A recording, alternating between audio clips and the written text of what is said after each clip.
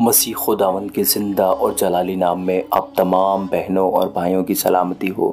عزیزو، آج کی اس ویڈیو میں مسیحی نوجوانوں کے لیے ایک چھوٹا سا پیغام ہے، تو لہٰذا اس ویڈیو کو مکمل دیکھیں۔ میں ہوں عمران اور آپ دیکھ رہے ہیں میرا یوٹیوب چینل گاڈ از لو۔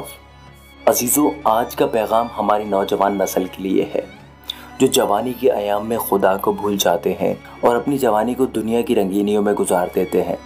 عزیزو، سوچیں کیا فائدہ اس جوانی کا جس میں خدا کی خدمت نہ کی جائے۔ کلام مقدس فرماتا ہے کہ جوانی کے دنوں میں اپنے خالق کو یاد کر تاکہ بڑھاپے میں تجھے افسردہ نہ ہونا پڑے۔ واعظ 12 باب اور اس کی پہلی آیت۔ اور اپنی جوانی کے دنوں میں اپنے خالق کو یاد کر جبکہ برے دن ہنوز نہیں آئے اور وہ برس نزدیک نہیں ہوئے جن میں تو کہے گا کہ ان سے مجھے کچھ خوشی نہیں۔ اپنی جوانی کو بدی کی راہ میں ضائع نہ کرو۔ گزرا وقت کبھی واپس نہیں آتا۔